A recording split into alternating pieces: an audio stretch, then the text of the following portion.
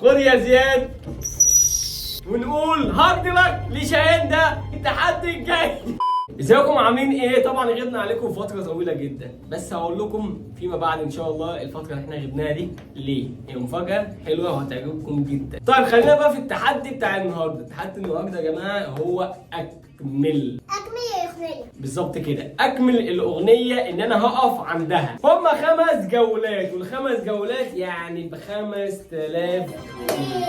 يعني لو سياد كسب 4 وأنا كسبت 5 يعني أنا لا، هما 5 جولات اللي احنا هنلعبهم. انت فزت 3 هتكسبي 5000، فزت 4 هتكسبي 5000. طب لو فزت جولة يبقى انت هتخسري، فزت جولتين يبقى انت هتخسري. لازم تكسبي ال3 جولات. 3 أو 4 أو 5. انا هقول الاغنية وانتوا الاتنين معاكوا صفارة. لازم حد فيكم يكون عارف الاغنية قبل ما يصفر عشان ما يخسرش. عشان انت لو صفرت وما عرفتيش الاغنيه هتخسري، يبقى زياده ايه؟ لا ياخد الجوله. يلا بينا نبدا اول جوله. ايه يا ست وانا، ست وانا انا ايه يا ست وانا.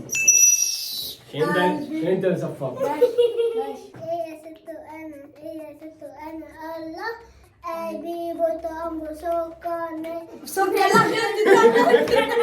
جاهزين؟ تاني اغنيه. ما صاحبش فرافير حتى لو راكبين في جاري انا صاحب التقدير حتى لو هركبها اتاري الدنيا اتاري مش حلوه زي اللي في بالي، مش كل اللي شفته غالي، مش هقدر بس غير اخواتي يبقى كده 1-1. تالت جولة. يا بنات يا بنات يا بنات ده اللي هو اللي صفر. ده اللي ما خلفش بنات ما شبعش من الحنية ولا ده الحلويات حلوة الأيام في عينيا علشان خلفت النية.